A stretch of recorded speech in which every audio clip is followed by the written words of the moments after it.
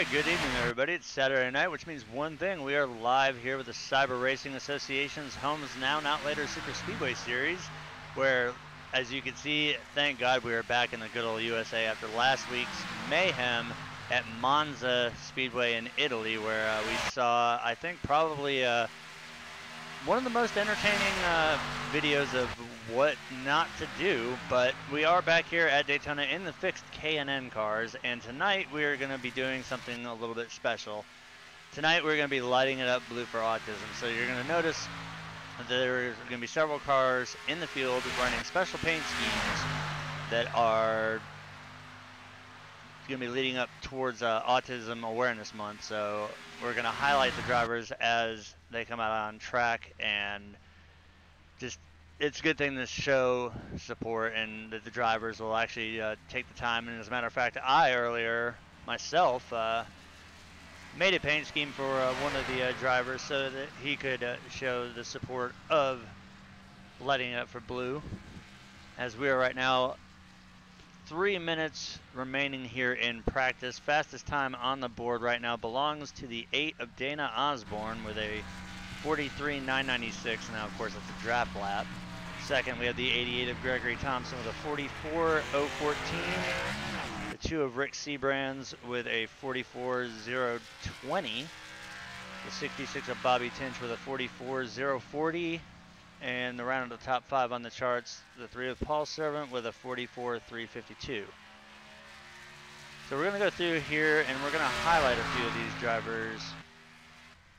So you can see pit road doesn't really help right about now.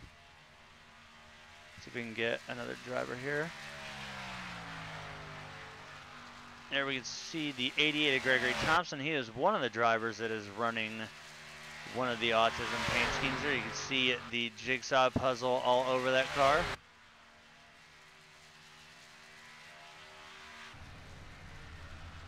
See most of the drivers sitting on pit road right now, so it's kind of hard to showcase them, but we'll try and get them during qualifying.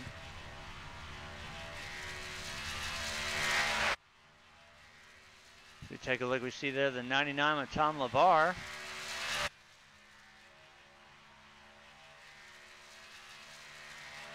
Of course, with this being Daytona, we always know that the weather is pretty static. Track temp right around 90 degrees, air temp right at about 65. And as always with the fixed weather, we have our 55 degrees of relative humidity. Now, tonight, we are going to be doing, as usual, the drivers have one lifeline, one quick fix. We're going 90 laps tonight. Our stages will be at lap 20, lap 60, and then lap 90. And we will get the white flag if we are still green on lap 89. But we do have 3 laps set aside for one attempt at a green-white checker. And if you guys remember from last week, some of the rule changes have come in. There are no longer any wave buys anymore. So you have to earn your lap back the old school way. You got to race it out for the lucky dog. And like Duane said in some of the pre-race shows, it's going to be tough if you go 2 or 3 laps down here at a plate track to get that lap back. So these drivers are definitely going to be facing a lot more of a challenging race to try and keep their car in good shape. That way they don't get caught a lap or 2 down. We've run out the final seconds here in practice. We will advance over into qualifying. We've got the U.S. Army Marching Band, as always, on standby for tonight's National Anthem. Sorry, I've been playing too much Far Cry 5, so that literally almost came out of my mouth.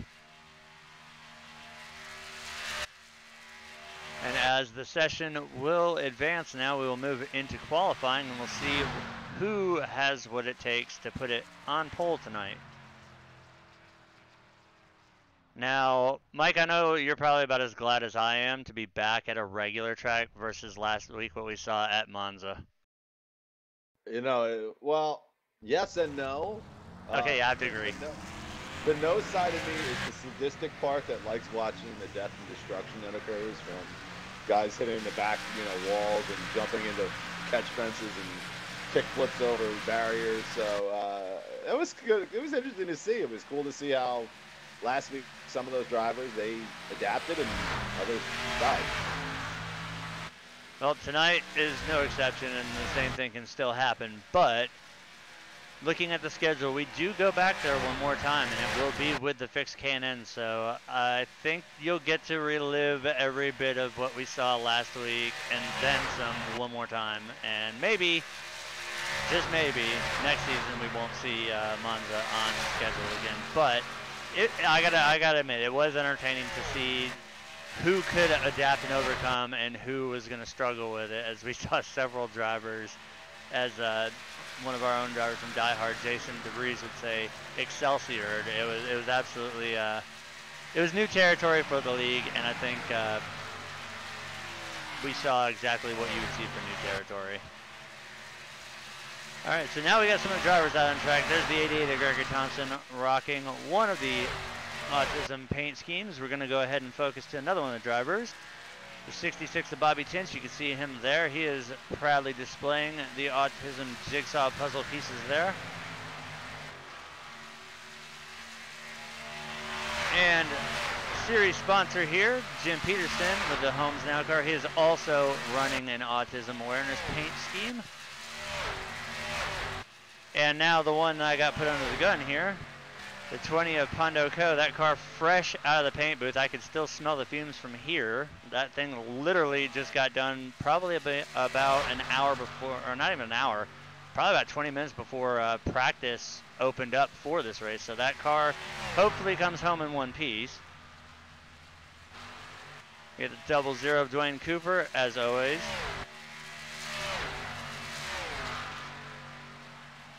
Go down the list a little bit further. We have the 1 of Artie Peterson Jr. He is also rocking one of the Autism paint schemes here.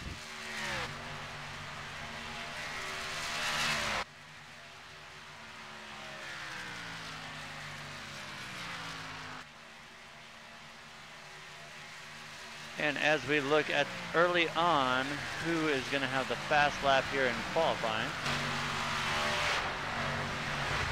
The 88 of Gregory Thompson right now being scored now in third. He was the fastest. Now we see the 87 of Raymond Rittenhauer.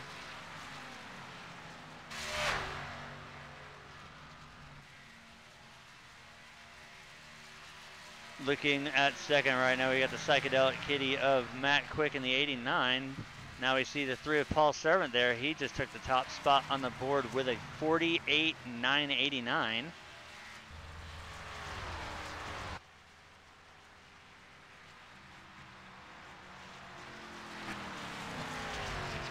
Take a look here and see what old Dale Jr. can do here as he comes to the line here.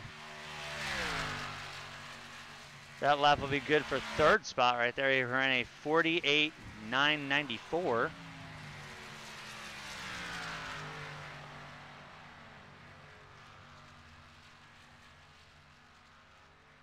I'm going to check in here on the 8 of Dana Osborne, see what he can do here.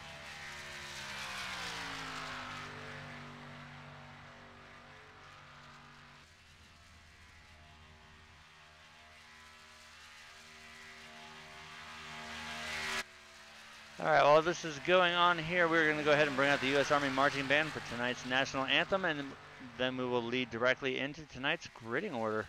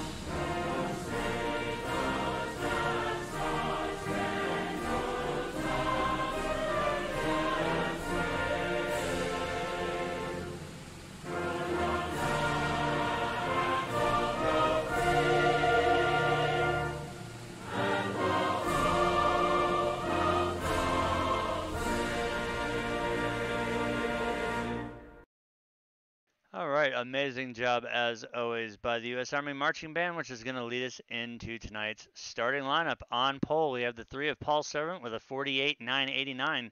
Starting to his outside will be the 87 of Raymond Rittenhauer with a 48.990 flat. Rolling off third will be the 81 of Mark Jorgensen Jr. with a 48.994. The Psychedelic Kitty, Matt Quick in the 89 will roll off fourth with a 49.025. Starting from the fifth position will be the 4 of Justin Levine with a 49.026. The 20 of Pondo Co. rolls off sixth. And we want to give a special shout out to his son, Michael, out there. So if you're watching, hope you enjoy the show, buddy. He ran a 49.036. So he, once again, will be starting from the sixth spot. Rolling off seventh, we have the 88 of Gregory Thompson with a 49.038. The 58 of Jim Peterson will start eighth with a 49.056. Rolling off ninth, we have the 1 of Artie Peterson Jr. with a 49.093. Bobby Tench in the 66 is going to round out the top 10 with a 49.105. Looking back a little bit further, we have the 8 of Dana Osborne starting 11th with a 49.109. Accompanying him in 12th position will be the 4th and final Southern Thunder teammate, the 00 Duane Cooper with a 49.110. Starting 13th, we have the 99 of Tomlin with a 49.117. The 94 Roddy Klein 14th with a 49.152. The 97 of Jeremy Funk 15th with a 49.140. The 2 of Rick Seabrands will start 16th with a 56.770. And that's going to round out the field as we get ready to get this thing going. We are under the pace lap here, so we're less than half a lap away from taking the green flag here to start tonight's race. Once again, we're going to be lighting it up blue for autism. So, Mike, what do you think we're going to see in the first stage? Let's hope we don't see what we saw last week with just death and destruction. But I think with the new wave by rule being there isn't any, it's going to make it maybe a little bit more aggressive on the start. I don't think you're going to have the guys that used to laying back it and going a lap down. It's a whole new world now with the new rules, so we'll have to see how these guys play it out. I have to agree with you. I think what we're going to see is a new breed of racing. It's going to be called passive-aggressive racing. They're still going to be racing like hell, but they're going to do it a little bit smarter, knowing that if they have to go down and tow and take their quick fix, they're not going to have the option of having those wave buys under caution. They're going to have to earn it back the old school way. So I think we know these guys love hard racing, door-to-door with each other, but we've also seen that that's been the demise of a lot of things too. So I think we're going to see them race just as hard, but I think we're going to see them race a little bit smarter. And as the pace car is making its way through 3 and 4, I think it's only appropriate that we go to our favorite standby, the Crank It Up camera, as the 3 of Paul Servant is going to lead us in to the start of this race here. Go ahead and turn your dials all the way up, break them off at 11 as we get ready to crank it up. Green flag.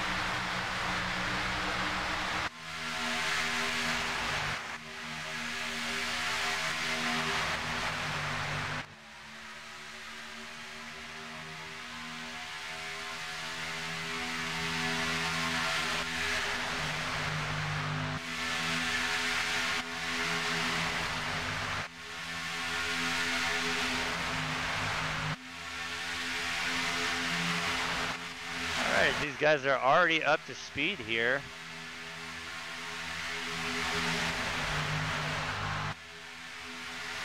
See the 3 of Paul Servant easily holding on to that inside lead there. He's got his teammate, the 81 of Mark Jorgensen Jr. behind him, the 88 of Gregory Thompson behind him, Tom Labar, the 66 of Bobby Tench, the 58 of Jim Peterson.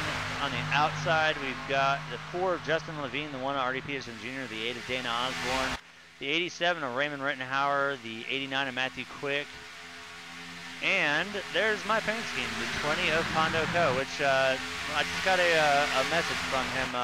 I'm supposed to tell Mrs. Pondo Co. to get the hell off of Facebook. You're screwing up his race.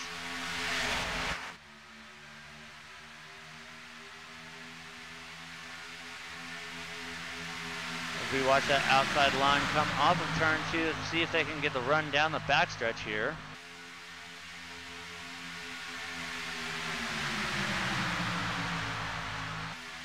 Once again, tonight's stage laps will be 20, 60, and 90. And as always, these guys do have to pit once per stage, so that's going to throw in the strategy there for green flag stops, or in the event that we end up under the caution. Hopefully everybody got that out last week at Monza, but I don't know. Judging by the way these guys are starting to fan out a little bit, we might have a little bit of contact here and there, but hopefully nothing too serious that's going to bring out a yellow flag, and we can actually get a long green flag run in here other than the caution for the end of the stage.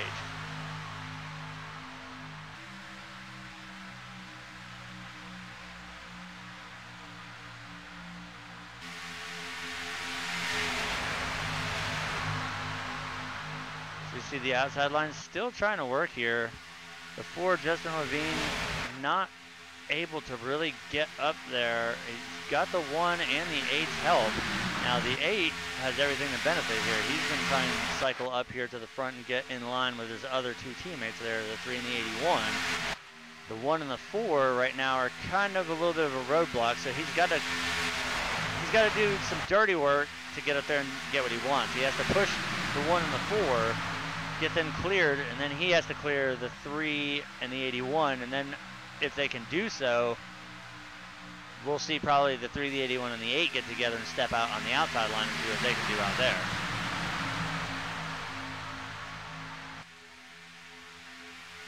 But as we come to complete lap 5 here, all 4 of the laps in the book so far, including this one here now being the 5th lap, all go to the 3 of Paul Servant. He was our pole sitter, and he has led every lap so far.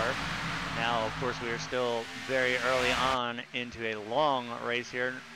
Many people might not think that 90 laps around Daytona is that long of a race, seeing how the Daytona 500 is 160, but 90 laps at 2.5 miles each time, that's a long race.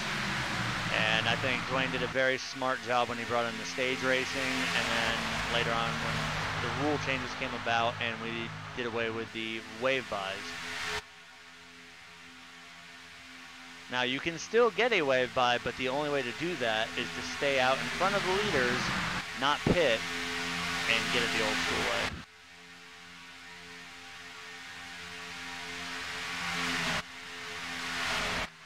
Now I gotta hand it to these guys.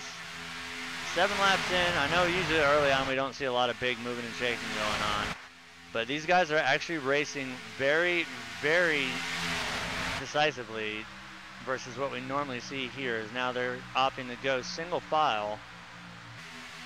We still have the 4, the 1, now the 00 is going to jump up there as well, but the 8 of Dana Osborne, he's been able to drop in front of the 66 of Bobby Tench there, so that'll put him into 4th position.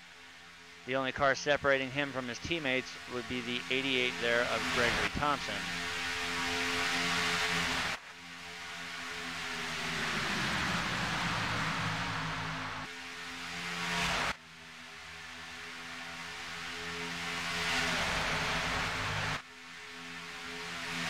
So we see the 4 of Justin Levine continuing to drop towards the back. Is the outside line right here is not really trying to manifest. The only one that we see actually trying to do it and doing some bit of work here is the 8 of Dana Osborne. So he's going to try and get around the 88 of Gregory Thompson, but now that's going to open it up for the 66 of Bobby Tench as well.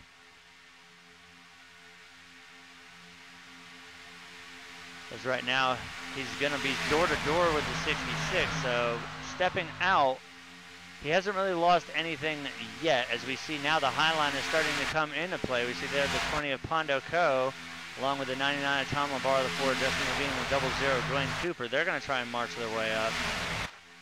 And Dana leading that outside line, that's going to give him the advantage. And I'm pretty sure that once we see the 8 clear the 3, he's going to drop down in front.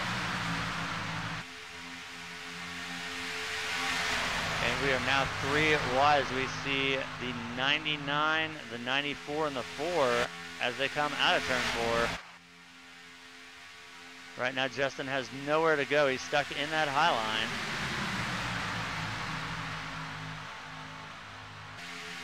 You see he's going to have to cycle to the back as he is still 3 wide as they go into turn 1 here. As he gets a piece of the wall there, he does a good job keeping it up there. That was a little bit of contact there with the 00. You can see the right side damage there to that 4 machine. Not only that, he's going to lose the draft as well, but he did the right thing in that instance there. He could have pulled it down off of the wall and collected other cars with it, but he kept that car up in the wall in order to prevent contact happening. As once again, we're going to be 3 wide at the line there.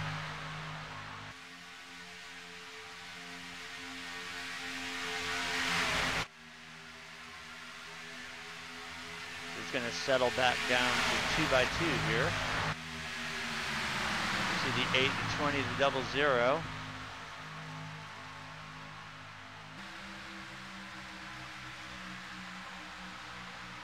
We see the 00 giving the 20 a little bit of the bumper, trying to get him up there to the back of the 8.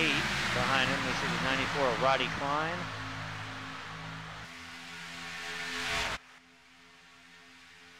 But looking at it right now as they come to take lap 11 here, that'll be 11 laps led for the 3 of Paul Servant.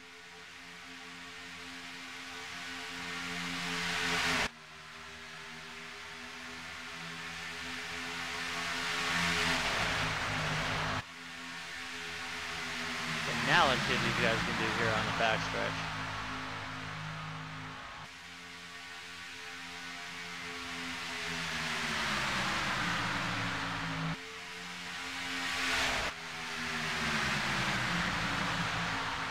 We're going to go ahead and pull up our little drop down here as we look at some of these cars here. More in particular, I want to see the speed there that the 8 of Dana Osborne is getting here.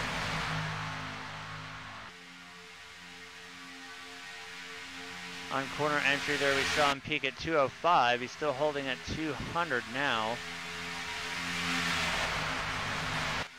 Now, this is the thing I absolutely love about the K&N car. These things are beast mode in the draft.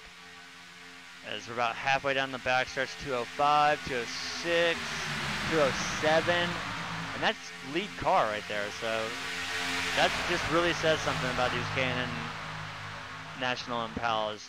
With Dana being the lead car there on that outside line, punching the hole in the air, he was still capable of doing 207 miles an hour on the backstretch going into turn 3. That's pretty impressive for these cars.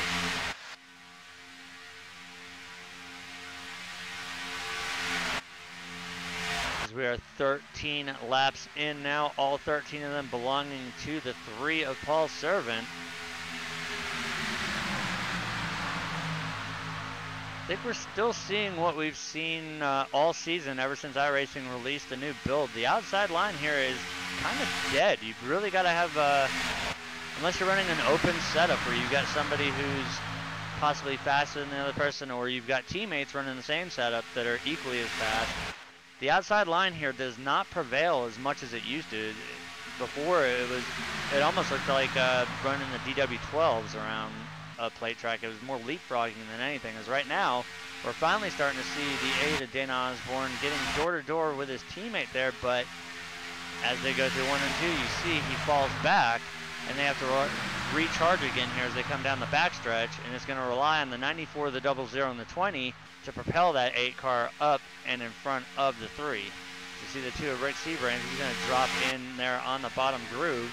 There's going to be the same 4 cars there on the outside line. The 8 of Dana Osborne, the 20 of Pondo, the 00 Duane Cooper, and the 94 of Roddy Klein. As we see a couple more cars now starting to branch back out towards that outside line. It's really going to be hard to go around that 3 and 81. The 81 is completely glued to the 3's bumper. And the 20 is just laying back just a little bit off of the 8 car, but if the 20 gives the 8 a shot, they can clear that line. Oh, and it's no stranger seeing the 81 glued to the 3 or to the 8 or even to the 00, even though we sometimes know that 00 has, I think he still is suffering from the show and curse that was put on many seasons ago. We've tried everything. We've even brought in a witch doctor to try and figure it out, but apparently that shit sticks to you like worse than herpes.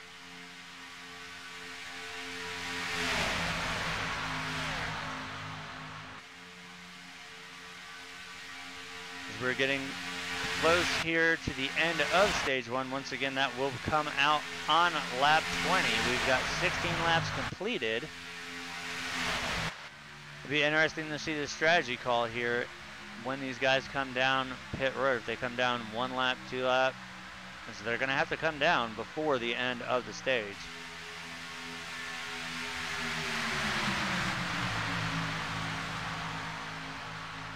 And if that's not a rule anymore, then that's just me being a dumbass and not paying attention. As we see the 99 of Tom LeVar, they get a little piece of the wall coming off of turn 4. Interesting thing to note here is this lead pack is starting to catch up to the 4 of Justin Levine. As we see a car there towards the back now got shuffled out. He has lost the draft. That would be the 97 of Jeremy Funk. So right now being scored in 15th position. As we see now the field coming up on the lap car of Justin Levine. You see once again another car high up into the wall there. That was the 94 of Roddy Klein. So now he is going to fall off pace and now lose the draft. As we see the 4, he's going to have to go high here and allow the leaders to come by double file. He will do so. So we'll go 3 wide here through turn 1 and 2. Lap 18 here of 20 for stage 1.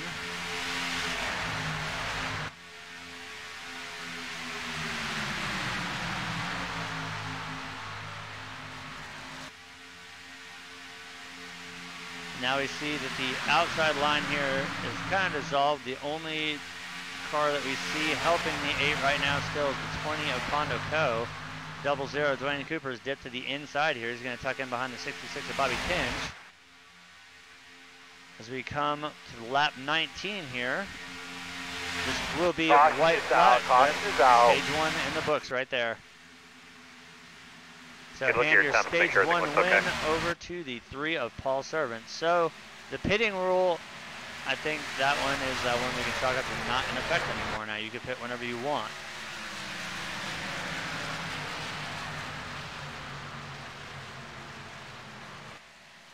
So that will end stage 1 once again. The 3 of Paul Servant leading all laps in the first stage. So get everybody down here. They got to catch the pace car probably out of turn 2 onto the backstretch. So while these guys here are going to be slowing down under caution, we're going to go ahead and cut to a quick commercial sponsor break here, and we'll return hopefully with the first set of pit stops.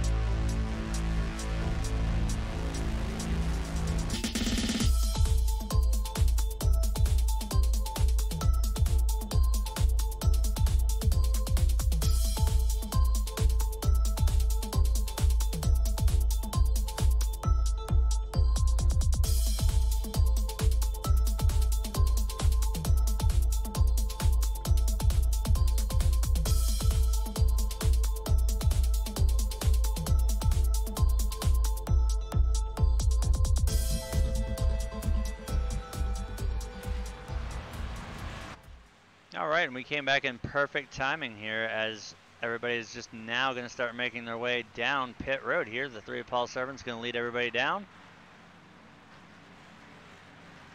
And Mike brought up an interesting point. We can only ponder what the temperatures were there on the 81 of Mark Jorgensen Jr. As, he was glued pretty much and committed there the entire time to the back of the 3 machine.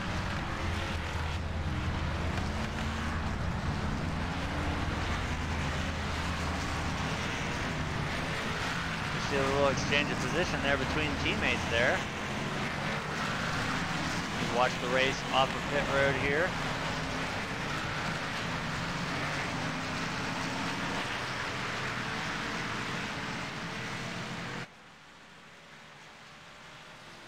So the position exchange here is going to be between the 3 of Paul Severn and the 81 of Mark Jorgensen Jr. 81 winning the race off of pit road. He will restart and start stage 2 from the lead. The 3 of Paul Severn will restart second. The 66 of Bobby Tench in third. The 8 of Dana Osborne fourth. The 87 of Raymond Rittenhauer in fifth.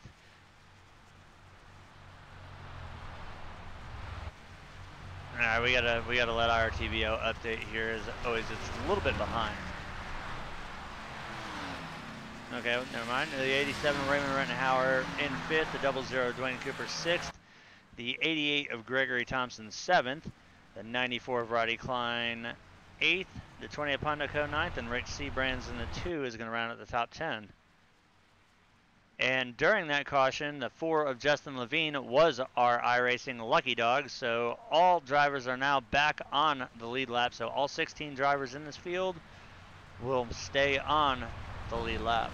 I do want to go back and look at the 4 car, see if he did use his quick repair or if he just took a little bit of optionals.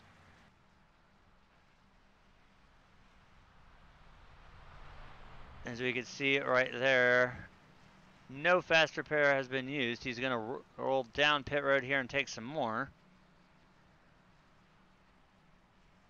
Also want to check in with the 94. We know he made a little bit of contact with the wall. Does not appear that he used his quick fix either, as we can see a little bit of damage. Not too bad there to the 94.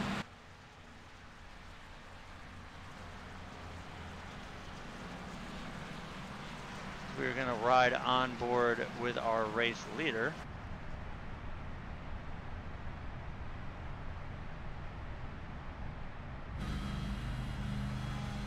Now, this is, once again, I know this is probably, I think, the 3rd week now that I've said it, but ever since the iRacing build came out, it is so awesome to see the TAC finally functioning again. I know it did years and years and years ago, but for the longest time it always just stayed flat. But now you guys can see when these guys are clutching, when they're shutting the cars off.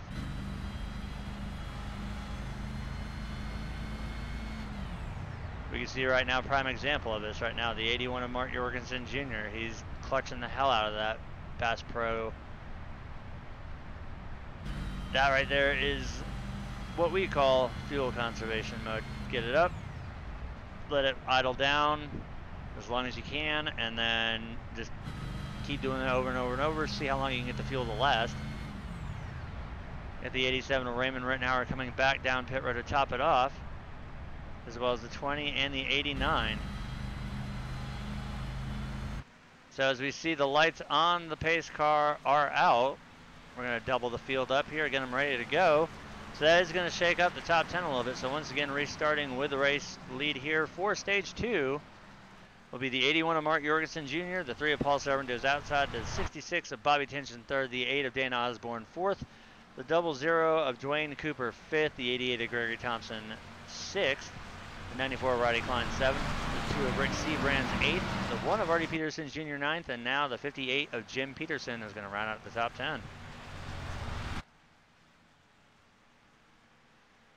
And an interesting thing to note right now, Southern Thunder is occupying 4 out of the top 5 spots as we get ready to restart this race here. That will be the 81, the 3, the 8, and the 00.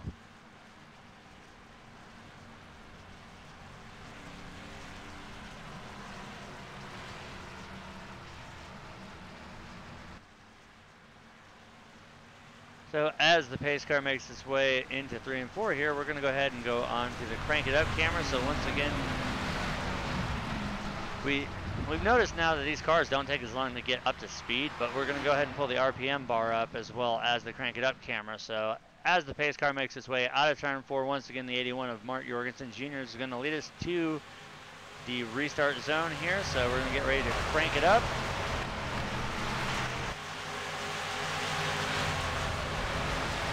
Green, green, green, green, green.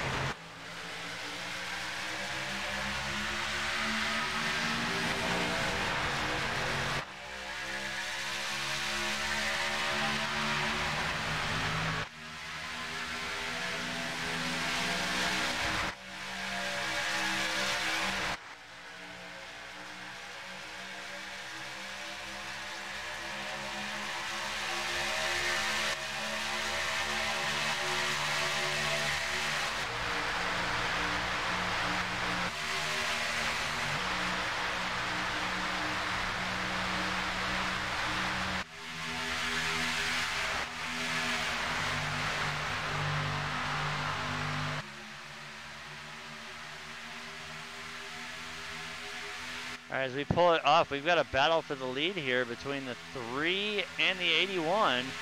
See the 00 Duane Cooper. He's got the 8 of Dana Osborne in tow, and out front ahead of him, his other teammate, the 3 of Paul Severn, is right now they're both trying to get their way around the 81 of Mark Jorgensen Jr.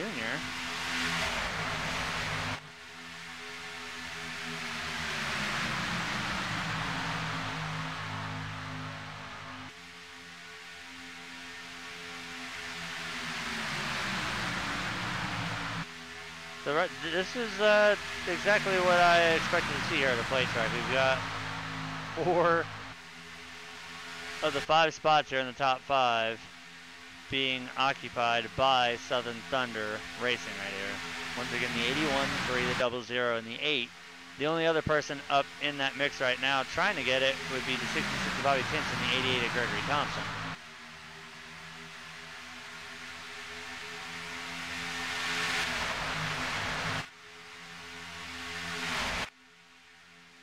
As we look right now at laps led, 22 of them belong to the 3 of Paul Severn and 4 to the 81 of Mark Jorgensen Jr. And that will consist of all laps run so far tonight. If we look a little bit further back here, we're looking back at 9th place, the 20 of Pondo as he comes off of turn 4 here. He's going to try and get in line here behind the 58 of Jim Peterson and see if he can't push him up to the 94 Roddy Klein and hopefully get a run there to the outside line. You see the 4 there of Justin Levine currently being scored in the 10th position. He wasted no time after being the lucky dog there. We get a good look there at that freshly minted number 20 Chevy Impala. We ride on board with him here, 2, 3, and 4.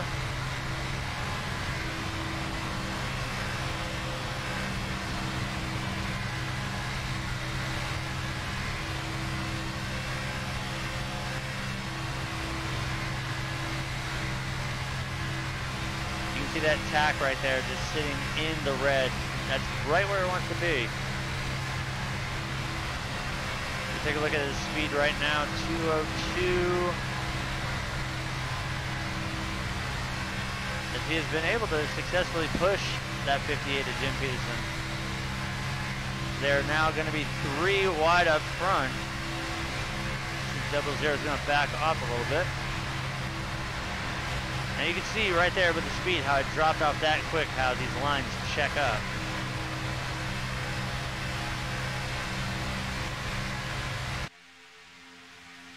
And as they come to the line, once again, it'll be the 81 of Mark Jorgensen Jr. with his 6th lap in the books here tonight here at Daytona.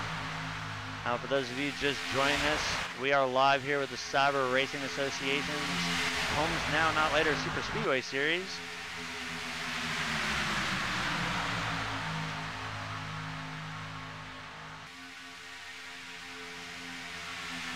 We see right now the outside line getting a little bit of an advantage there as they head off into turn 3. Can they hold the momentum here as they come off of 4?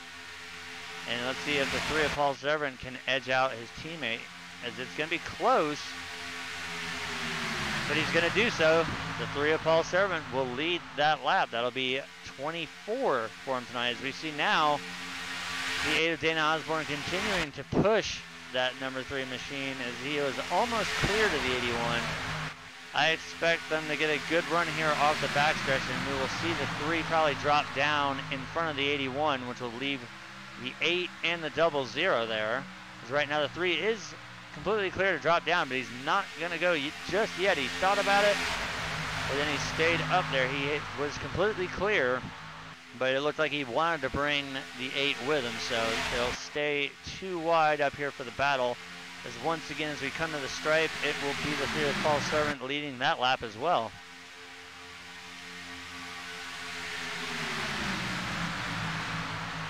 Once again, the 3 was clear of the 88, but he is opting to stay out there on the outside line with his teammate, the 8 of Dana Osborne. He's also got the 00 of Duane Cooper.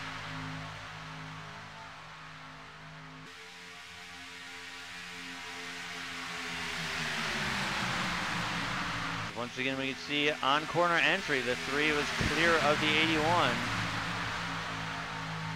think right now what they're just showing is, hey, look what I can do.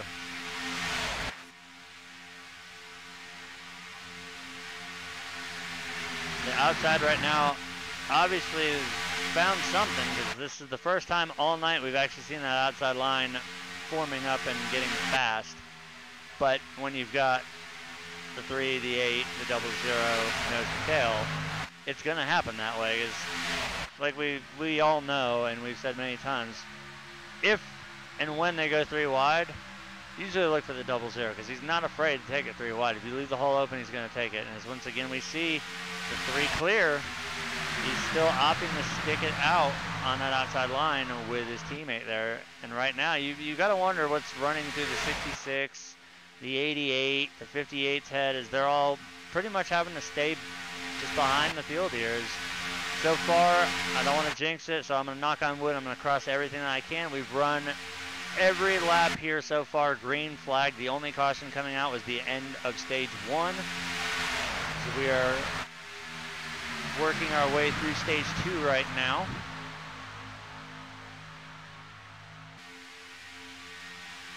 Now, we saw it in stage 1 with the 81 being glued to the 3's bumper. Now we're seeing, just chop a number off, now we're seeing the 8 of Dana Osborne. He has absolutely been, I don't think he's glued. I think they might have a tow rope strapped underneath the rear axle of the 3 to the front sway bar of that 8 machine, because there is no separating those 2. They are absolutely nose to tails. You can see it right there. They're gonna go. Maybe it's like a tandem bike of K&N bike. That'd be awesome. 8 wheels instead of 2. I've actually ridden one of those bikes. They suck. Because usually the douchebag who's riding on the back doesn't pedal at all. So you're the one doing all the work, and they get to ride along for free. Sounds pretty good to me. I'll be on the back. I bet you would. As they come off of turn 4 again, it's going to be a drag race to the line to see who gets this, but I'm pretty sure it's going to be the 3 of Paul Servant leading another lap, as he's going to do so easily that time.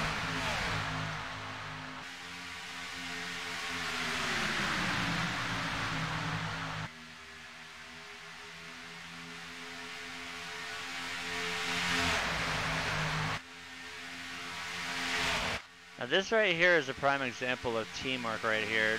I mean, as many times as that 3 has been clear of the 81, the 3 has not let the 8 anywhere out of his sight. That right there is working with your teammates. Now granted, they do have another teammate behind them. The 3 and the 8 in particular, we've seen them work all the time with each other, and I don't think we're going to see that 3 drop down until that 8 is going to come with them.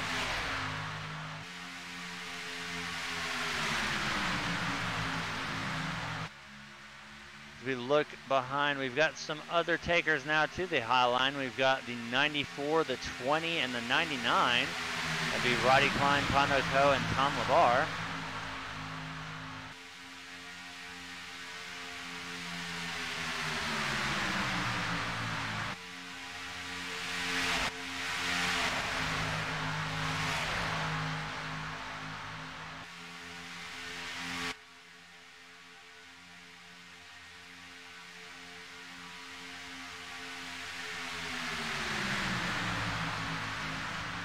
We're gonna ride on board here with the 8 of Dana Osborne because I want to see just how close these guys are to each other.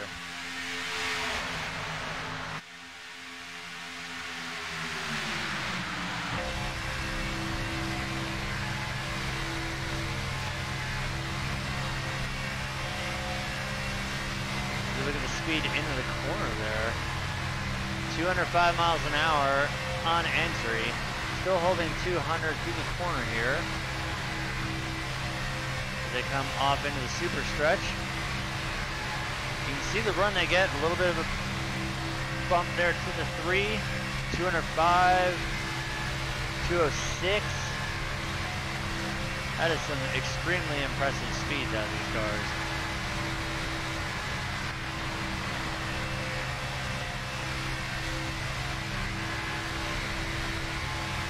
Let's see if they can top it. 205, 206, 207 there briefly. There's 207.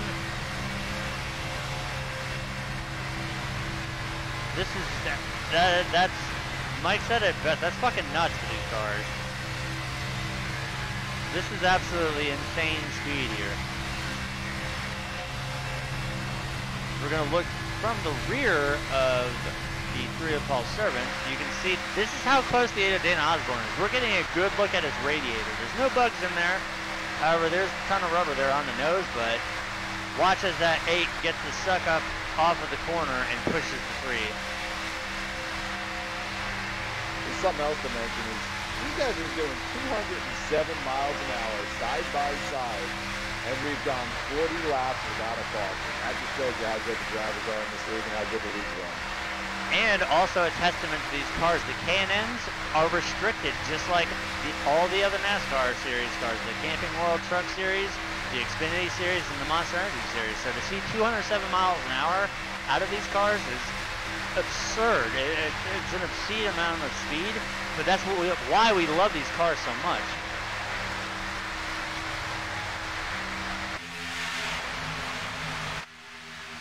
We see the 00 Duane Cooper has dropped off.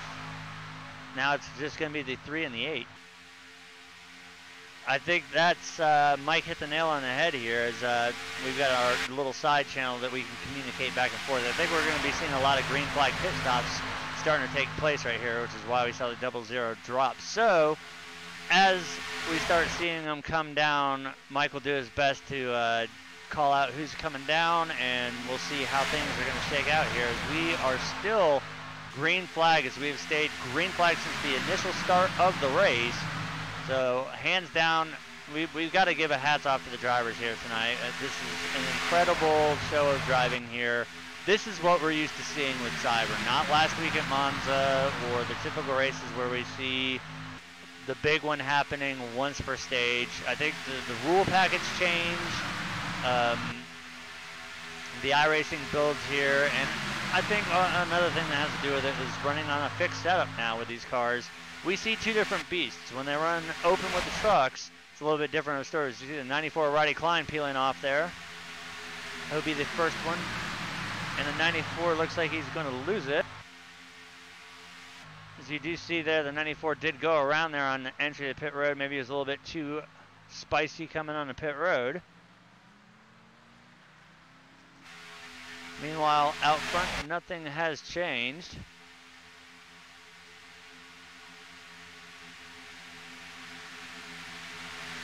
You see the 8 of Dana Osborne. He's ducking down to the inside line here, so undoubtedly he's going to back off and allow the 3 of Appalled Servant to slip into that bottom line, and he's going to do so here. So we're probably about a lap or two away from seeing a lot of these guys coming down, as we see a ton of cars coming down. The 66, the 4, the 2, the 1.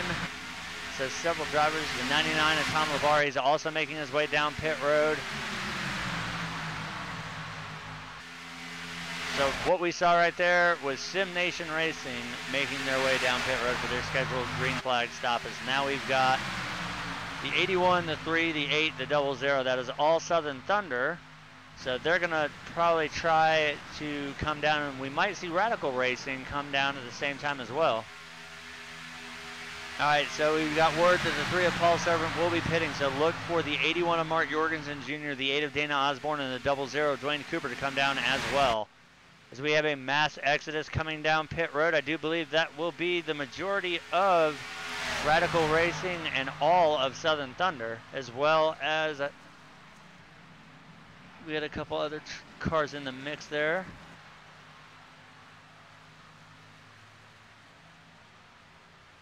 All right, so we have the 87, the 89, and the 20.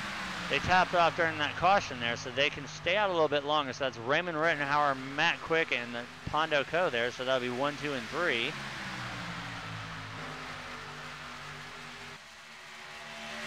We see a little bit of teamwork going on here. We see the 81 waiting for the 3, so the 81 is going to lead that group of cars that came down pit road, which will also include the 58 of Jim Peterson and the 97 of Jeremy Funk, as well as the 88 of Gregory Thompson.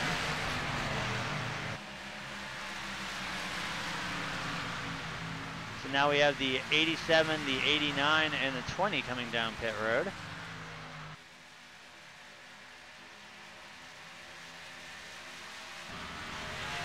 We see them on pit road right there. That will complete a full cycle of green flag pit stops as they make their way off of pit road. Now we have the 2 in the wall. He's able to gather it back up there.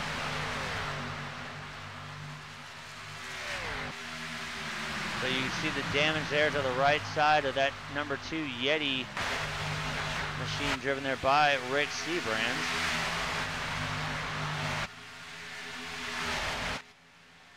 Now you can see here's the front 3, Rittenhauer, Quick, and Co. here. Those guys just pitted. They're still getting up to speed. Here comes the pack to take. This could potentially be bad. We might see some 3 wide here as we get the 81 of Mark Jorgensen Jr. and the 66 of Bobby Tench. We see a little bit of wall action there by the 00 of Duane Cooper as they are going to go 3 wide. Hand the race lead over to the 81 as they are still 3 wide. They're going to settle it down now.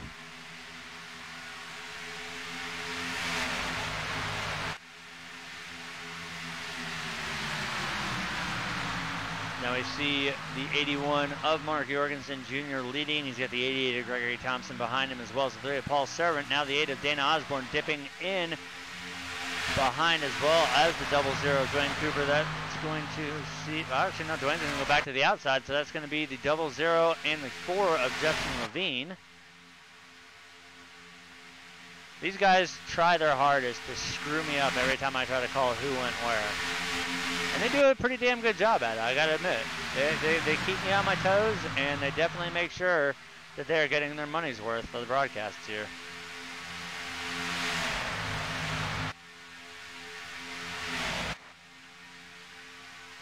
The thing to note here, the 2, the 99, and the 94 have all lost the draft here. So eventually, if this thing stays green here, they're all gonna fall prey to going a lap down. And as stated previously, the only way to get your lap back is to either stay out in the event that there is a caution and you're not involved in it to get the free pass, or to be the iRacing lucky dog. As Junior comes to the line there to lead his 14th lap of the night here. Looking at the laps led here, Southern Thunder has led all but 2 laps. We've got the 89 of Matt Quick with one. Oh, and we've got a big wreck.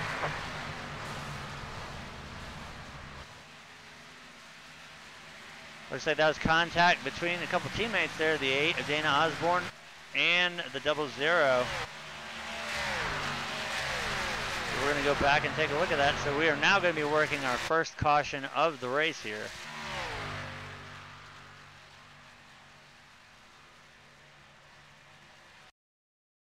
Let's go back here and we're going to take a look at what happened. Keep your eyes glued to that number 8 Goodwrench machine there.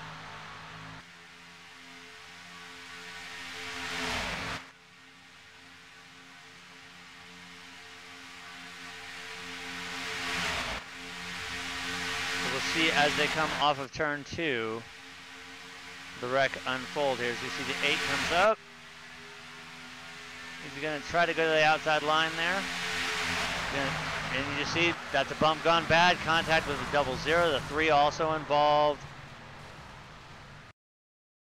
We're also going to back it up a little bit here, and we're going to go on board with the 00 here because I think he went for one hell of a ride there.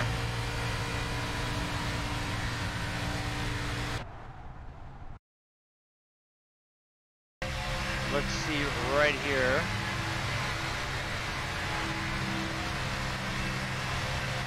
There's the contact.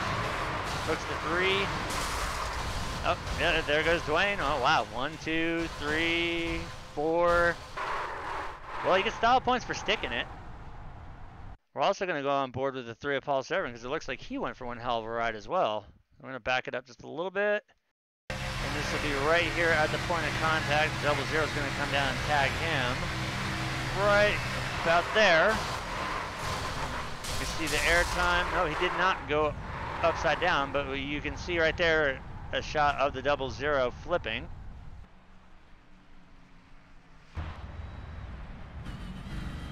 So we are working our first caution here of the race, as we saw there from multiple angles.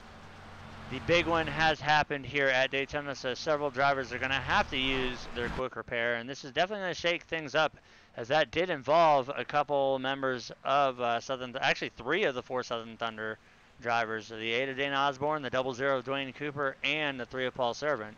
So while we are under caution here, we're going to go ahead and take a quick commercial sponsor break and return with the action here at Daytona International Speedway.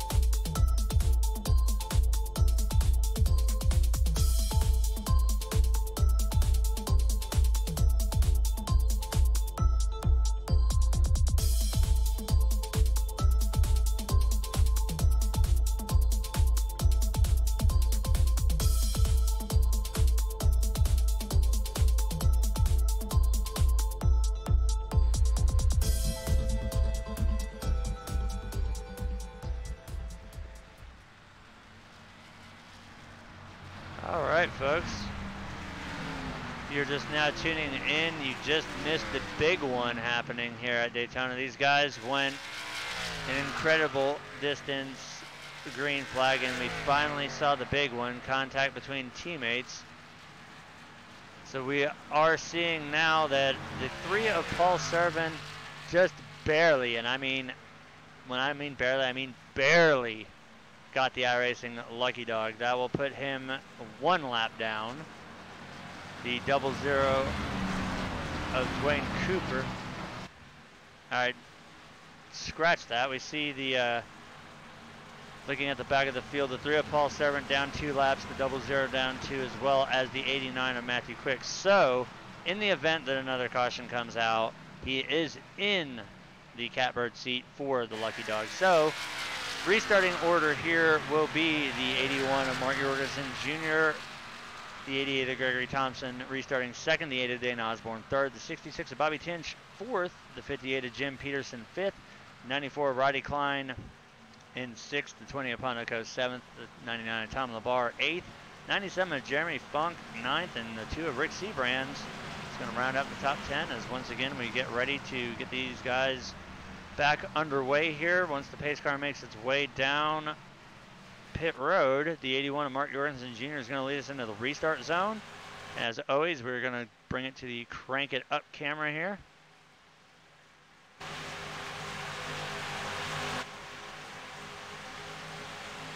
Green flag. Green flag is back out. We're back underway here. Let's watch the RPM.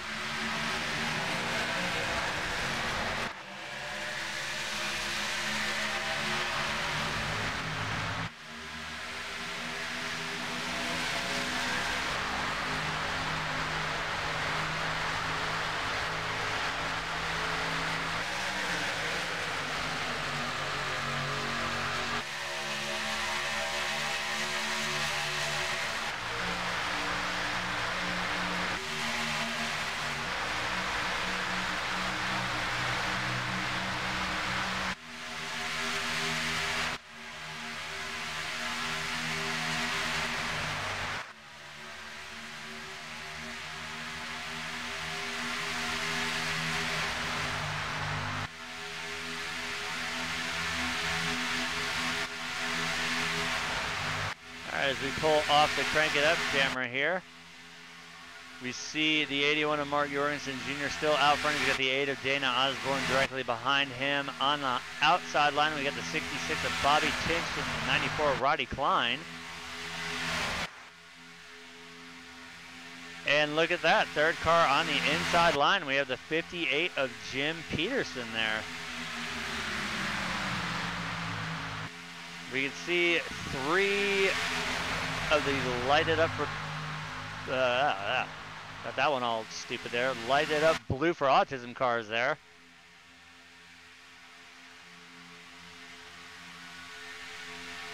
And also in the mix there, the 00 and the 20.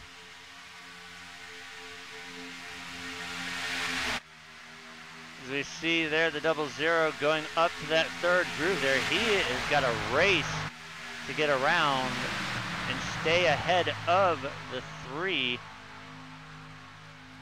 Because right now, the way things shake out, the 3 of Paul Severn is going to get the lucky dog as we are 3 wide as we go through turns 3 and 4 here. Almost contact between the 94 and the 00. We saw the 94 try to duck down. He's still not able to. The 3 is there, so we're going to stay 3 wide. And now they're going to, once again, they always do this to me. Sometimes it gives me an aneurysm. That's why I screw up. So right now, Duane is fighting to get around the leaders here. Now, if he can stay in front of the leaders, that'll automatically put him in the lucky dog spot because he's got to keep the 3 of Paul Servant behind him. Now, those two are both teammates.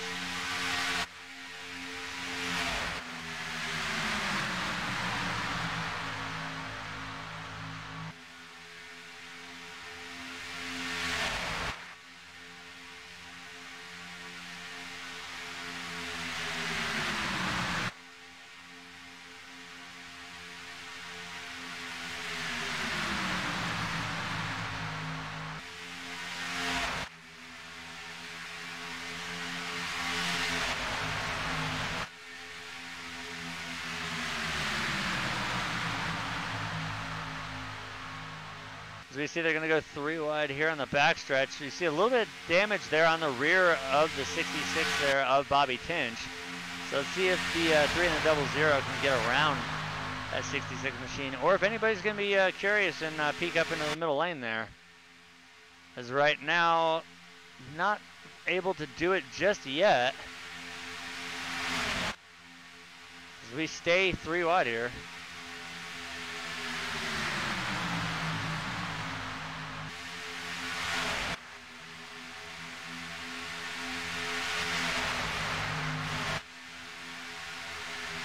We see there the 66 of Bobby Tench side drafting alongside the 58 of Jim Peterson there. I almost couldn't stick a sheet of paper in between those two there for a second.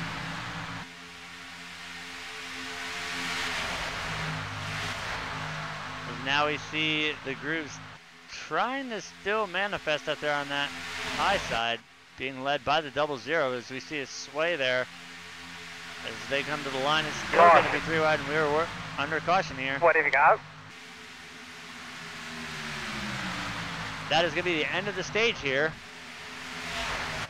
So what we were seeing there between the 00 and the 3 is the 3 was trying to push the 00 up past the leader.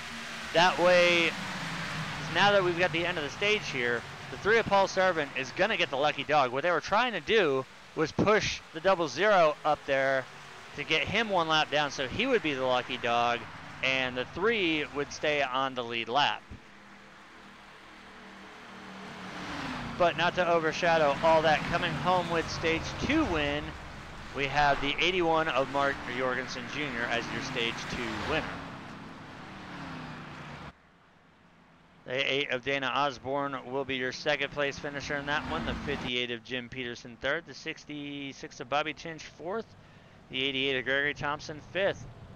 So that'll be your top 5 as everybody is waiting on the iRacing pace car. Mike, what is Brett drinking tonight? Because he is definitely dropping the ball there as the entire field had to stop and wait for the pace car. Well, he had some Yingling tonight, so he was kind of in mid-sip, and then he wasn't ready for the stage to end. I don't think he was. I think it was might have been some Jaeger, not Yingling.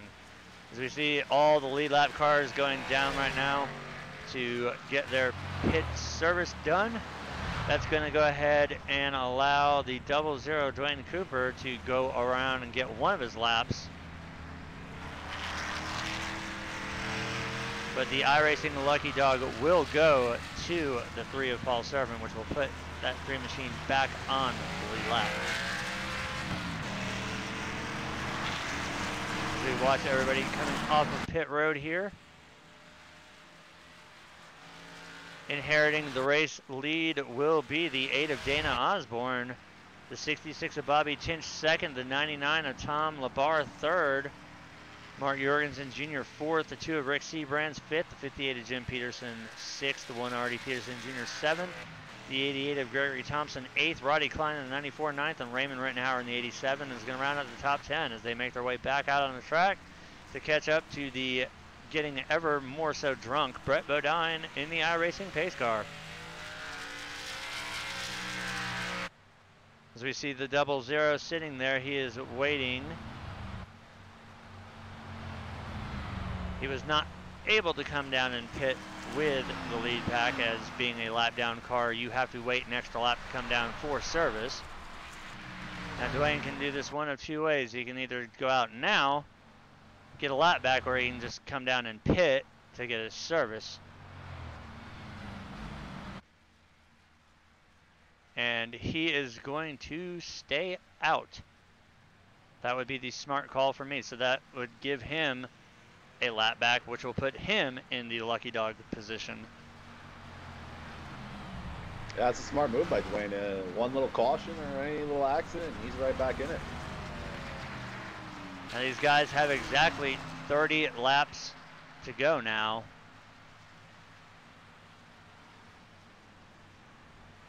I know it shows 33 remaining, but those 3 laps, as always, you guys know, are allotted for one attempt at a green-white checker finish. And as previously stated tonight, if the field takes the white flag and it's green, there will be no green-white checker. They will have to race it back to the line, old school style.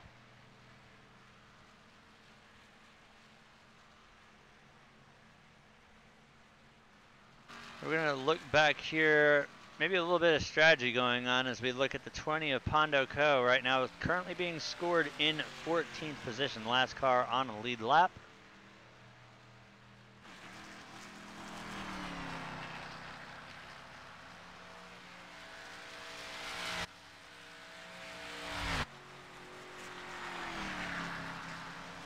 If we get a good look at that number 20, Autism Awareness Chevy Impala. Now, the 3 of Paul Severn, you're going to see there low on the apron. He is going to have to drop to the end of the line. That is what any driver in the Lucky Dog does get. Not only do they get their lap back, but they have to start tail end of the longest line, which really isn't going to hurt the 3. He's already accomplished the hardest part, and that's getting back on the lead lap. So now he's just got to focus on keeping the rest of this race clean and getting back up as fast as he can, as right now he is being scored. How is he? So now looking at it, the 00 and the 89 are going to be in a battle for the lucky dog position.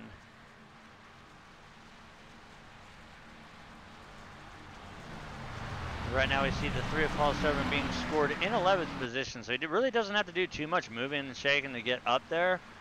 But we are now in crunch time. As you can see, the heavy damage there to the right rear quarter and a little bit to the spoiler there of our race leader, the 8 of Dana Osborne.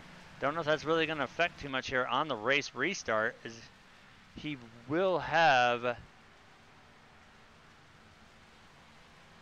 the 99 of Tom Lavar behind him. We see Bobby Tench there first car on the outside line. He'll have the 81 of Mark Jorgensen Jr. behind him.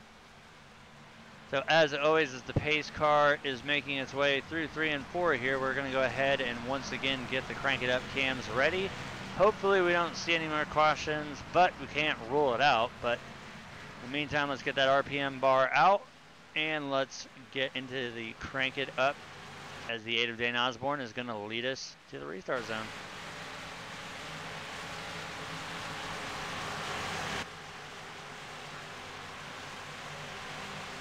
Green flag.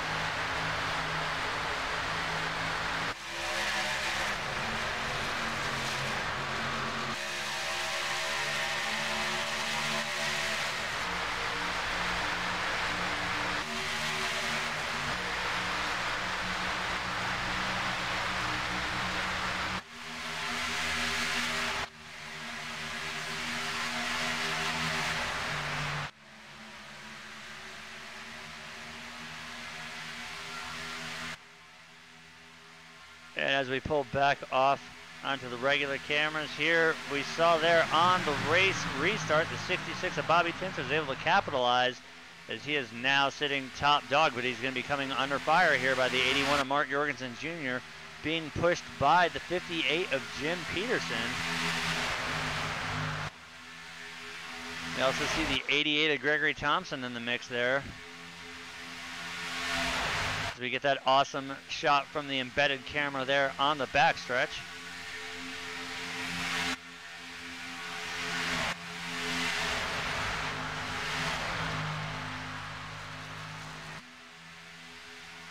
These guys are 2 wide, 6 deep, so that's 12 positions where these guys are running in tandem here. To score the second lap led tonight for the 66 of Bobby Tench, as right now he's still managing to fend off the 81 of Mark Jorgensen Jr. there on the outside line. And now we see the 8 of Dana Osborne was going to try and come up, was not able to make it in time, so they might try to rally back again, but I don't know if Mark's really going to be content to sit and try and push a car that's got a little bit of damage there, where normally aero's not that big of a factor. So we see the 8 is going to step out there. We saw the tailpipes pop there on the 81, so the 8 of Dana Osborne will get that lap led as he is able to barely edge out the 66 of Bobby Tench. Now we're going to see the 8 and the 81 drop down to the inside here. So that's going to leave the outside open for the 58 of Jim Peterson, the 88 of Gregory Thompson, the 2 of Rick Seabrands, and the 94 of Roddy Klein.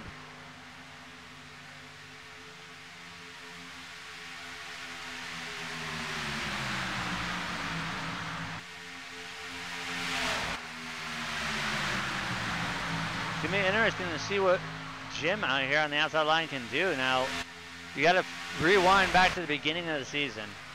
Jim said that he wasn't going to lay in the back anymore and just fart around and putts and wait till the end. He was going to lay his nuts out on the dash, and we've seen him do that. He won at Daytona, his first league race win ever here with Cyber. So that type of driving attitude is definitely paying off for the 58. Now, Jim is a member of Radical Racing, so it's great to see him finally up there in the mix for contention of wins as the field is coming up on the 00 of Duane Cooper to put him back down. He will be going down his second lap here, so that will put the 89 of Matthew Quick in Lucky Dog contention if we do fall under caution again.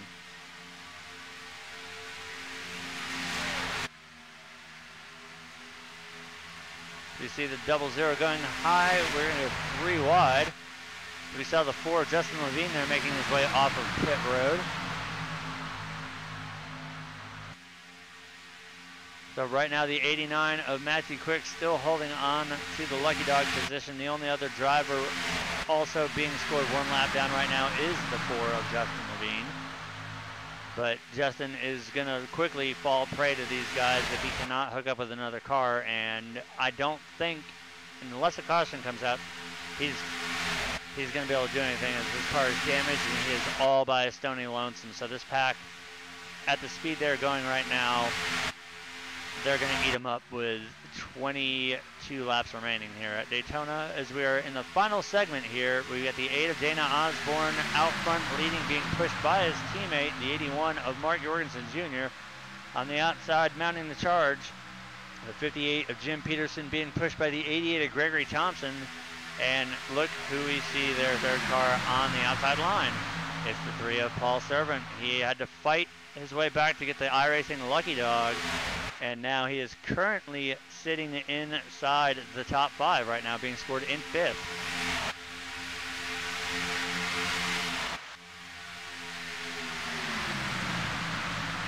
And score that lap to the 58 of Jim Peterson. So that's 1 lap led tonight for the 58.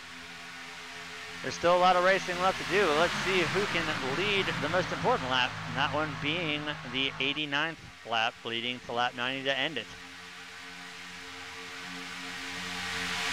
And interesting side note here, we've got teammates versus teammates here. We got the 8 and 81 for Southern Thunder on the inside line. We've got the 58 and the 88 of Peterson and Thompson with Radical Racing here.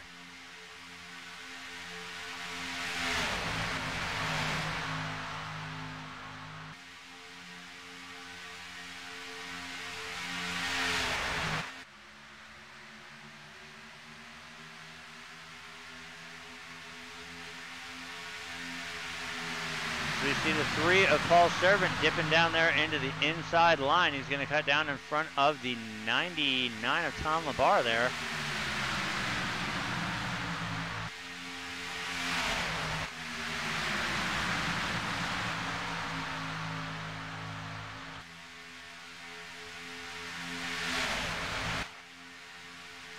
So no contest at the line. This time it'll be the 8 of Dana Osborne leading that lap.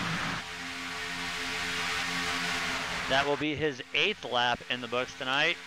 Junior has 25, but right now, the driver with the most laps led here at Daytona will be the 3 of Paul Servant with 32 of them in the books. Bobby Tench with 2 laps led. Jim Peterson with 2 laps led. Raymond Rittenhauer with 1. Matt Quick with 1. So that'll be all of our lap leaders here tonight so far.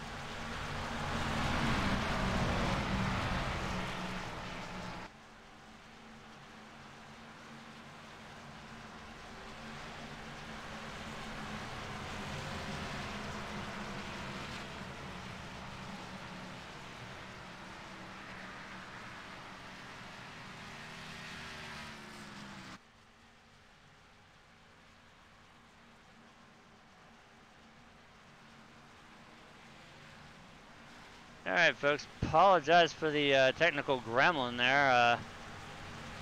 Apparently, all the times I've chewed out Charter for being a bunch of fucking dick-sucking, ass-raping monkey fuckers, that they still don't care about having a quality internet service. So apparently I'll be making yet another disgruntled phone call to them once again. But luckily, they're still under caution here. Unfortunately, you guys missed the big wreck, but as we were waiting for the frames to stop dropping here, we are getting ready for the restart. The 81 of Mark Jorgensen Jr. is going to lead us off here. Green flag. Green flag is back out, and hopefully we can stay solid here for the remainder of the race. Now, this has been a technological gremlin that has pissed me off for so long, and they always try to pass it off on somebody else's bullshit, but enough of that, let's get back to the racing. As I was saying, before everything went all snafu, we saw the wreck, so that kind of answered my question that I was going to ask. Now we're going to have to see who's left out of all this and who can stick it out and bring it home in victory lane.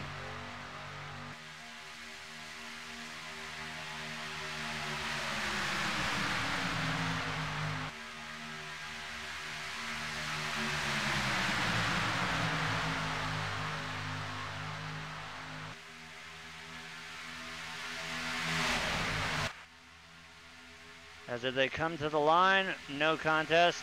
It will be the 81 of Mark Jorgensen Jr.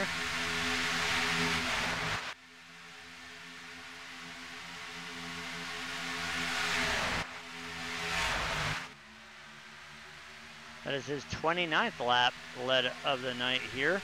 So if anybody is going to sit in contention to be able to beat the 3, it'll be the 81. But as we see right here, the 3 has hooked up with the 8 on the outside line.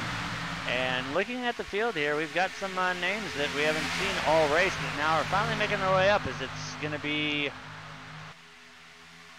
12 laps to go here when they take the line here. We're seeing the top 10 consisting of Mark Jorgensen Jr. with the race lead, the 8 of Dana Osborne in second, the 66 of Bobby Tench third, the 3 of Paul Servant fourth, the 99 of Tom LeVar fifth, the 20 of Pondo Co. 6th, the 94 of Roddy Klein 7th, the 1 of Artie Peterson Jr. 8th, the 2 of Rick Seabrand's 9th, and the 89 of Matt Quick, who has somehow come back and is now on the lead lap, rounding out the top 10 here.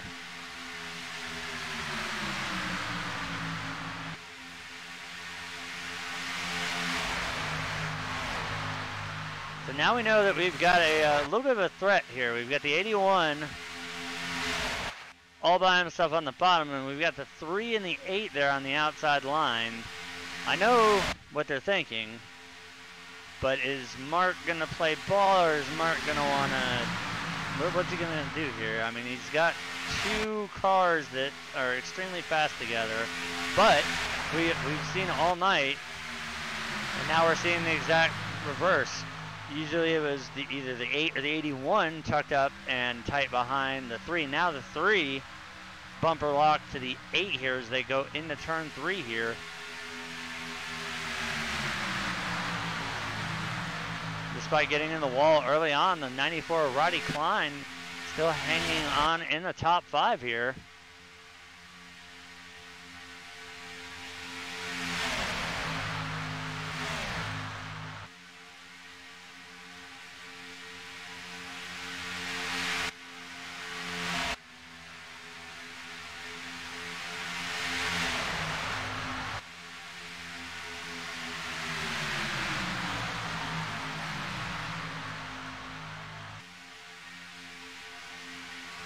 You see the 94 ducking out there, probably to cool his car down a little bit. He's going to get also the 89 of Matthew Quick there. He's dipping up to the high side to grab some fresh air. It's going to be teammate versus teammate as they come to the stripe. But the 81 will slightly edge out. That'll be his... Well, actually, no, the 8 being scored with the lead right now, but the 81 leading 31 laps now tonight, so he's only 1 behind the 3 there. That lap was a 7 thousandths of a second difference between first and second position.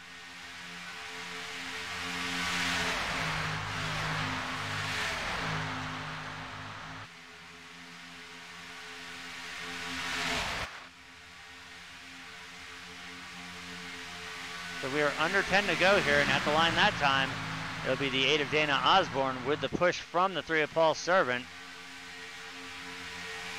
That'll be Dana's 14th lap led here tonight, as we have 7 laps to go. Oh, and we got 94 into the back of the 3, the 2 involved, the 89. So that is definitely going to hurt the 3 there of Paul Servant. That one being brought out by the 94 of Roddy Klein. So we're going to go ahead and take a look at the replay and see what brought that one out.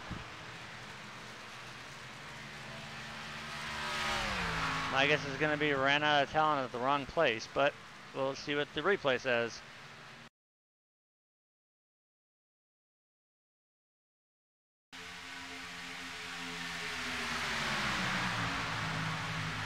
Now keep your eyes peeled on the 3rd car there on the outside line.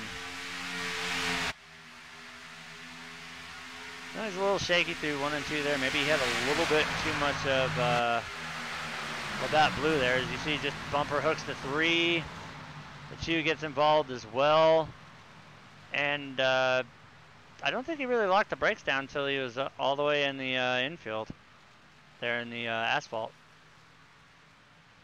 But let's jump over to the 3 of Paul Servant and see. We're going to back that up just a little bit as well.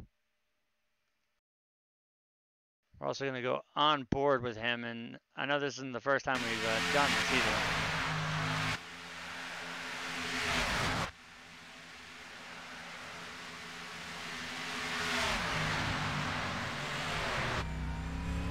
You see he's able to fix it there. I'm going to back it up again and catch it.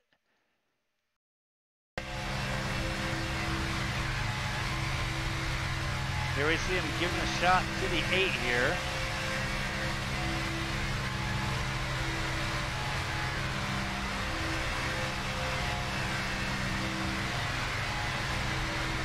And now you see him just get hooked.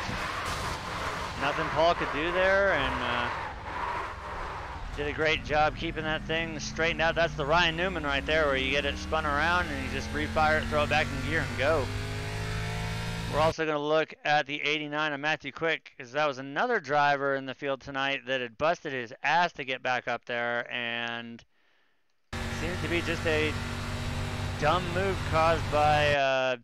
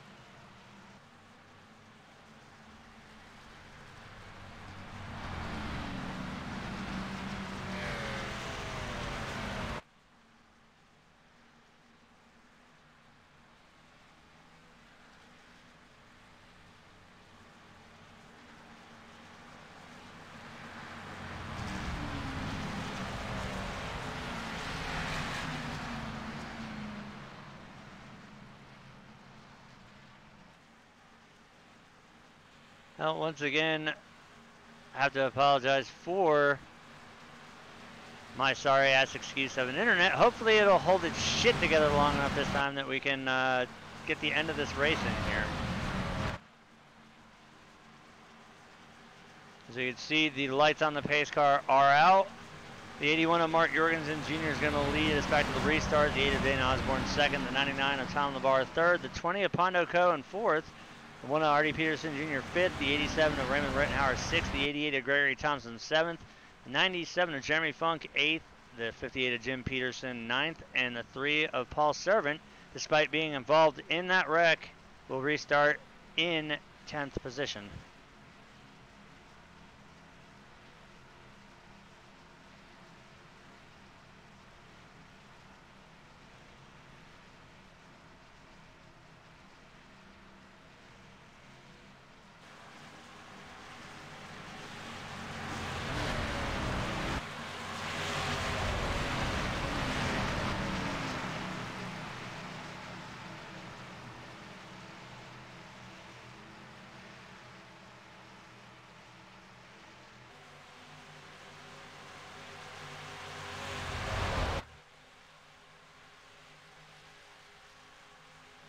As the iRacing pace car gets ready to drop off, hopefully for the final time here. 81's going to lead us into the restart. The green flag is out. Let's see who's going to be daring and make the moves here in the final laps. This is going to be the white flag lap.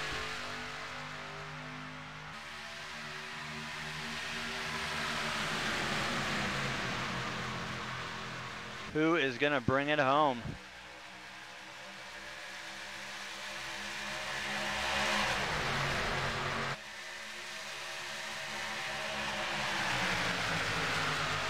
And now we see the 8 of Dana Osborne getting a push there by the 20 of Michael Coe.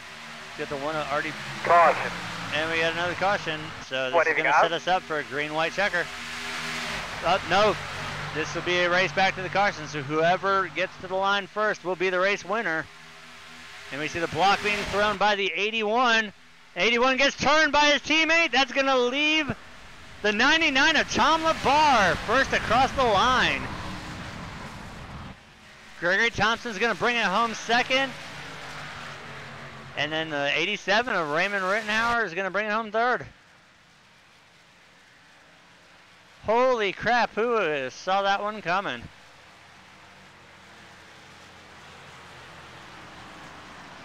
There you see the field catching the pace car here. Our race winner once again, the 99 of Tom LaBar.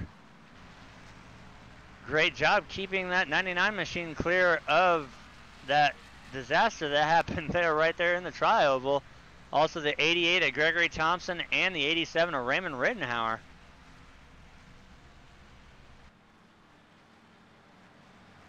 So these guys do have to finish this thing out under caution in order for the session to be complete and for the scoring to happen, but holy crap.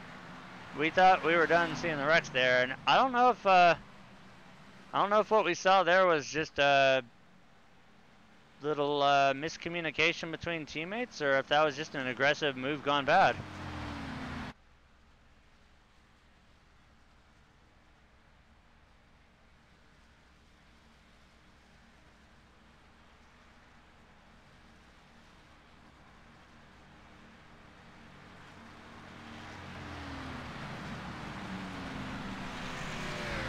As we've got 3 more laps to complete here under caution.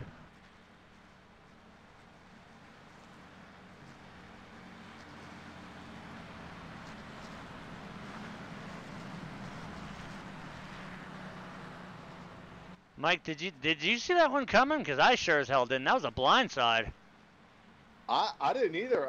I kind of wonder if the 81 thought, you know what, I want to bring the 8 with me, and he just moved up at the wrong time and just tapped each other in the wrong spot. But I would have never expected that outcome at all. Well, that was definitely a typical plate track finish that we've seen, but usually that one's reserved for the official series, and this isn't the first time that we've seen the 99 benefit from that. Remember, if we go back to last season when Duane backed out of the championship run, the 99 of Tom LaBar was his fill-in spot, and he went on to win that race at Talladega. So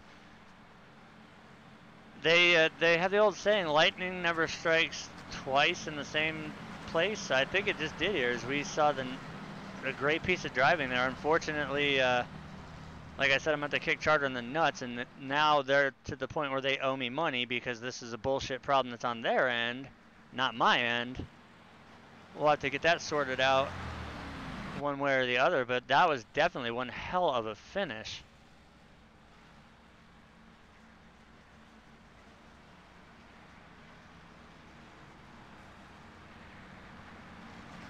All right, so as now we're down to 2 laps remaining here. We are going to bring in tonight's 3rd place finisher, the 87 of Raymond Rittenhauer.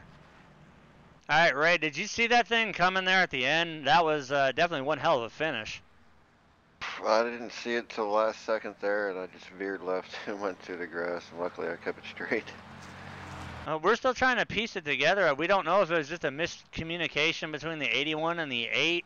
I know we saw Mark go up there to the high side to throw the block. I think he might have done it just a split second too late, and we saw the 8 go up there and turn him, and then we just saw hell break loose behind it. But that opened the door for the 99, the 88, and you to squeak through, so you made it through with a top 3 here. That's going to be a good points night. I wish we could have seen that thing finish out under green, but a podium finish is a podium finish, and the points that go with it, it doesn't matter how you get them. It's just that you get them. Yeah, exactly, especially we got wrecked early and didn't get any stage points, so this will definitely help.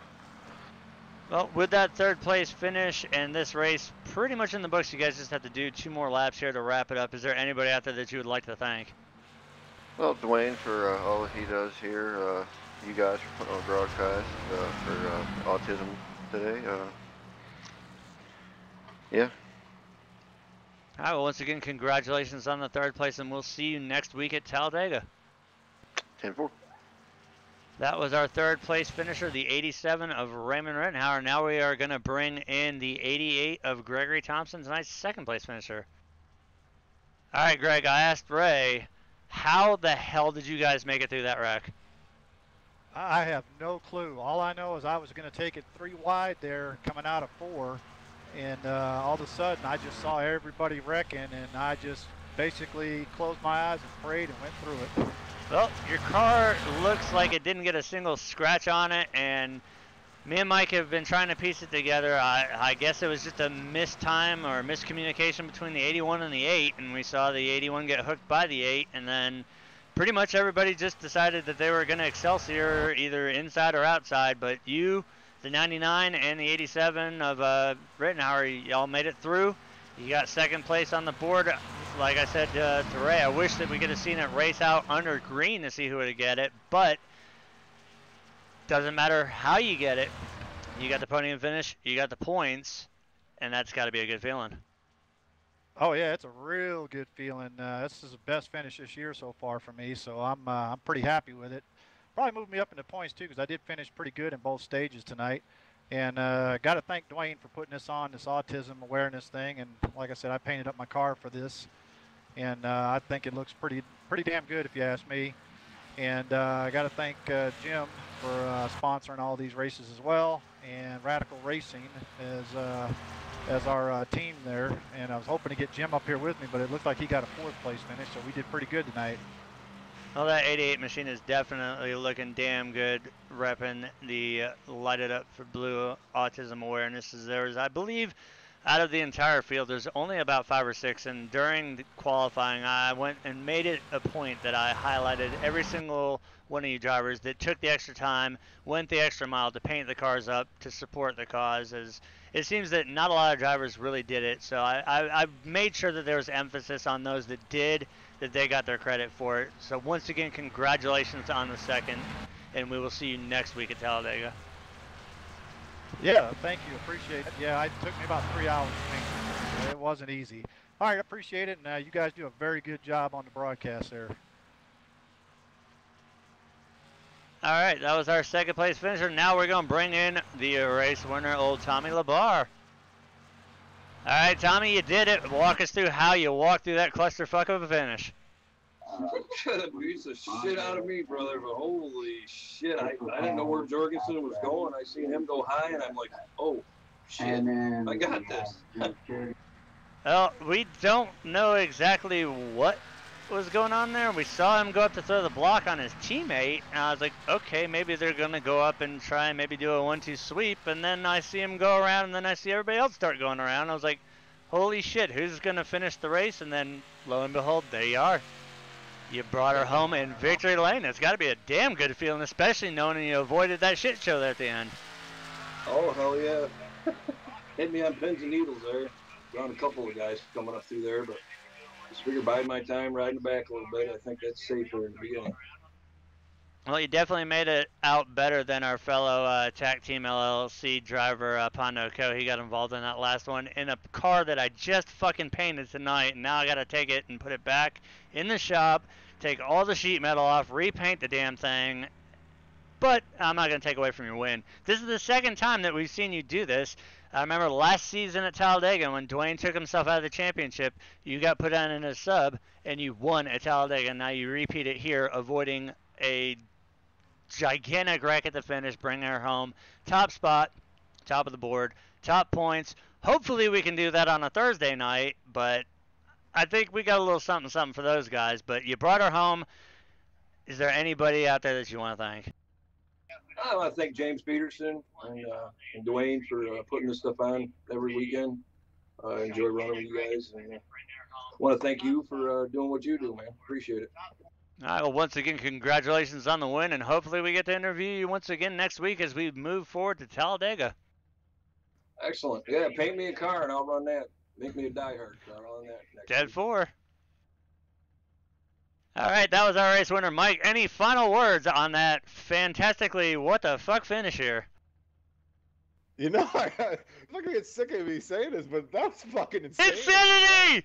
That's just, I would have never, if you would have asked me how that finish was going to take place, I would have never put the 99 in that as the win. I figured for sure the 81 or the 8 was going to win it, but, you know, that's why we race the whole race until you get across the line, because you just never know what's going to happen. Well, I think we saw a prime example. We saw several big ones, and despite my internet being a raging douchebag, we were actually able to get the finish of the race here. Thank God we didn't miss it. We were able to get the driver interviews in, and I feel extremely sorry for whoever the fuck I talk to at Charter tomorrow, because they are going to get more than an earful over it. But luckily, we did get this race in the books. I know parts of it are going to be buffered and messed up. I apologize for that, and I appreciate everybody who stuck it out. I'm glad you guys got to see the finish of the race. It's not cheap to put these races on, and to have your internet service provider literally costing you money because this is what you do. You get paid to do it, and you can't even have an internet that's going to stay stable enough to do the damn thing. That's kind of a huge disadvantage to overcome, as I did, I think, 3 times tonight. But once again, we were able to get the finish in. Hopefully next week when we move on to Talladega, we'll see a little bit cleaner racing. But once again, our top 3 coming home with the victory: the 99 of Tom LaBar, second goes to the 88 of Gregory Thompson, and third is going to be the 87 of Raymond Rittenhauer, after one hell of a wreck coming to the line there on the white flag lap. So for everybody here at Cyber Racing Association, Homes Now Not Later, Die Hard Live TV, Light It Up Blue for Autism, I want to thank the drivers, especially the ones that painted their cars up and supported the cause tonight.